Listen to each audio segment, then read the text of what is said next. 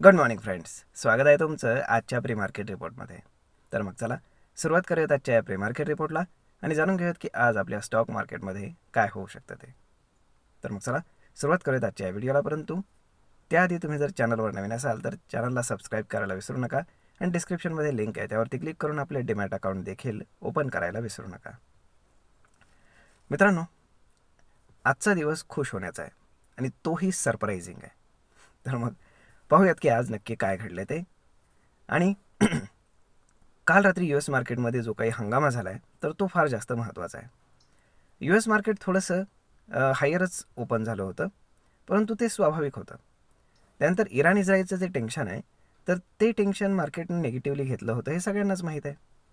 परंतु ती सगळी गोष्ट अचानक फिरून पॉझिटिव्ह झाली. का, कशी ते सांगतो.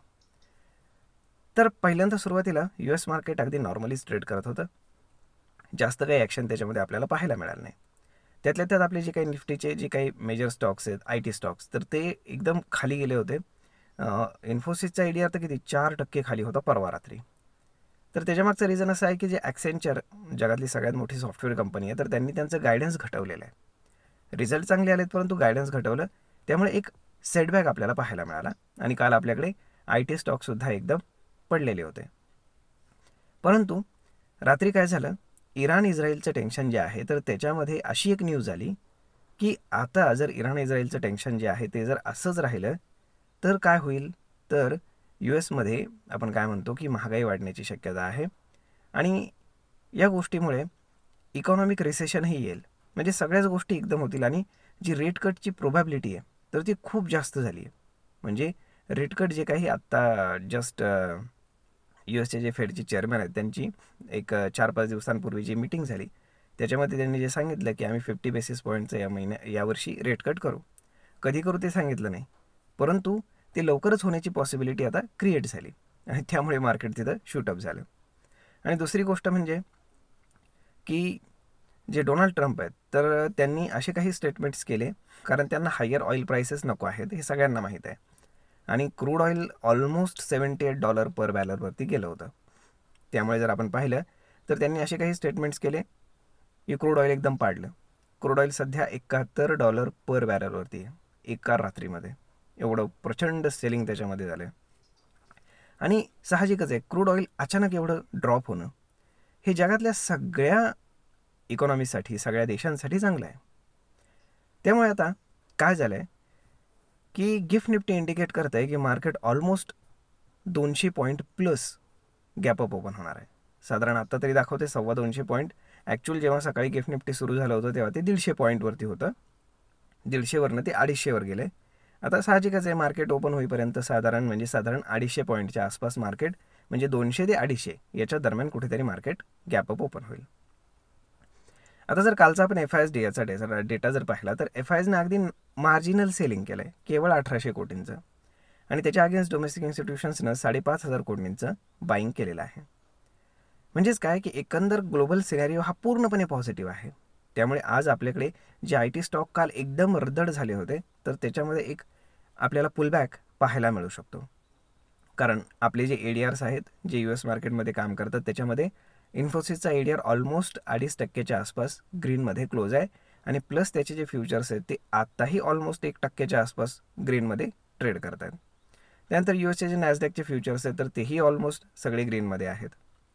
म्हणजेच काय की जगामध्ये अचानक एका रात्रीमध्ये डोनाल्ड ट्रम्प काहीही घडवून आणू शकतात, हे आपण इथून मागेही पाहिलेलं आहे आणि ते असा खेळ खेळत असतात. त्यामुळे आज मार्केट कुठे ओपन होतं ते पाहणं जास्त गरजेचं आहे. जर मार्केटला रेजिस्टन्स घ्यायचा असेल तर मार्केट जिथे ओपन होईल, साधारण 200-250 पॉईंट जर मार्केट गॅपअप ओपन झालं तर साधारण मार्केट 25,200च्या आसपास कुठेतरी ओपन होईल.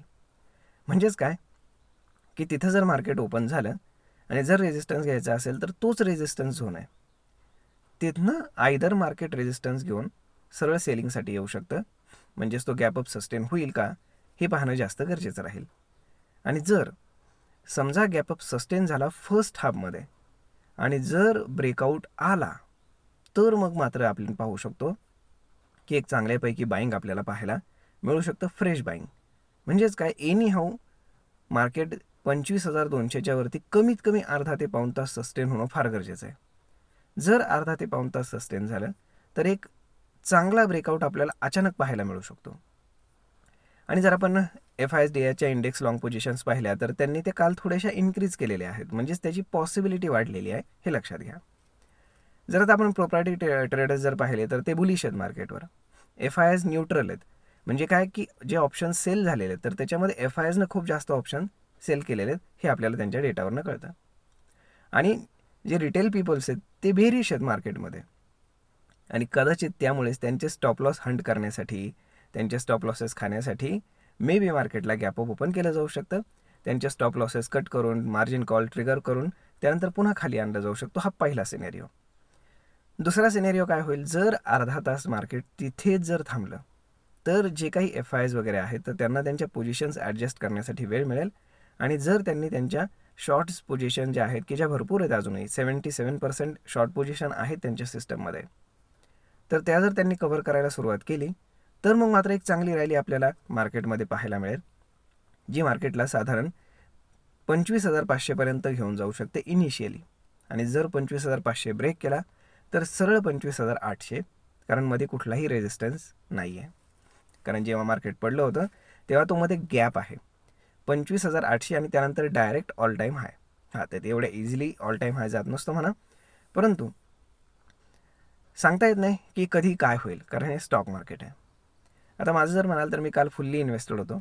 मार्केट रेजिस्टन्सला असतानाही मी काल फुल्ली इन्व्हेस्टेड झालो होतो, कारण स्टॉक्स तेवढे इन्क्रीज झाले नव्हते. स्टॉक बऱ्यापैकी स्वस्तामध्ये मिळत होते. परंतु आज एवढं मोठा गॅपअप जर मार्केट रिअली ओपन झालं, खरंच ओपन झालं, तर मग साहजिकच आहे की फर्स्ट हाफमध्ये सेलिंग करून बाजूला निघण्यातच खरा पॉईंट आहे. मे बी मार्केटमध्ये एक ब्रेकआउट होऊ शकतो. जर ब्रेकआउट झाला तर एखादी संधी हातनं जाईल. परंतु जर मार्केट पुन्हा खाली आलं तर पुन्हा इन्व्हेस्टमेंट करण्याची, पुन्हा एखादा चांगला ट्रेड घेण्याची आपल्याला संधी मिळू शकते, हे लक्षात असू द्या. त्यामुळे डोनाल्ड तात्या ट्रम्प हे आपल्याला कधीही इन्व्हेस्टमेंटची, ट्रेडिंगची संधी देऊ शकतात. त्यामुळे मार्केट बाय ऑन डिपच्या स्ट्रॅटेजीमध्येच कंटिन्यू राहणार आहे. आणि जर तुम्ही मार्केटचं कन्सॉलिडेशन पाहिलं तर जो लोअर लो आहे तर तो आता शिफ्ट होत चालला आहे वरच्या बाजूला. जसं की ब्रॉडर रेंज पाहिली तर डाऊन साईडला 24,500, अप साईडला 25,200, अशी एक 700 पॉईंटची रेंज आहे. परंतु त्याच्यामध्ये आता लो शिफ्ट व्हायला लागला आहे. म्हणजेच पहिला 25,500वरनं तो 25,700वरती आला, 24,500वरनं 24,700वर आला. 24,700वरनं तो काल 24,800वर आला, कारण काल जेव्हा मार्केट पडलं तेव्हा 24,800च्या आसपास येऊनच मार्केट पुन्हा बाउन्स बॅक झालेलं आहे. असा जर लोअर लो समजा शिफ्ट होत चालला हाय साईडला, तर खूप हायली पॉसिबिलिटी आहे की मार्केटमध्ये एक ब्रेकआउट येऊ शकतो. आणि कन्सॉलिडेशन ऑलमोस्ट खूप झालं आहे. दीड ते पावणे 2 महिने ऑलमोस्ट कन्सॉलिडेशनमध्ये गेलेले आहेत. त्यामुळे जर ब्रेकआउट झाला तर तो सस्टेन करू शकतो, हे लक्षात ठेवा. त्यामुळे पाहूयात. आता ट्रिगर पॉईंट जर म्हटलं तर तसं पाहिलं तर येणारा जो नेक्स्ट मंथमध्ये जो फर्स्ट वीकमध्ये ट्रिगर पॉईंट आहे तर तो तसा निगेटिव्ह आहे. त्यामुळे ब्रेकआउट जर झाला तर तो आत्ताच याच काळामध्ये होऊ शकतो. कारण नेक्स्ट मंथमध्ये जे टॅरिफ पॉज केले गेले होते 90 डेजसाठी, तर ते आता रिझ्यूम होणार आहेत जुलैपासून. आणि डोनाल्ड ट्रम्प थांबतील असं एकंदर वाटत नाही त्यांच्या स्टेटमेंट्सवरनं तरी. आणि साहजिकच आहे की 1-2 देश सोडले तर कुठल्याच देशांशी त्यांचं ते डीलिंग वगैरे झालेलं नाही आहे कम्प्लीट. त्यामुळे ती गोष्ट फार त्यांच्यासाठी महत्त्वाची आहे. त्यामुळे पाहूयात काय घडतं ते. आय होप तुम्हाला हा व्हिडिओ, ही माहिती नक्कीच ट्रेड आणि इन्व्हेस्टमेंट करण्यासाठी उपयोगी पडत असेल. जर हा व्हिडिओ तुम्हाला आवडला असेल तर आपल्या जवळच्या मित्रमंडळींसोबत देखील हा व्हिडिओ तुम्ही शेअर करायला विसरू नका. धन्यवाद.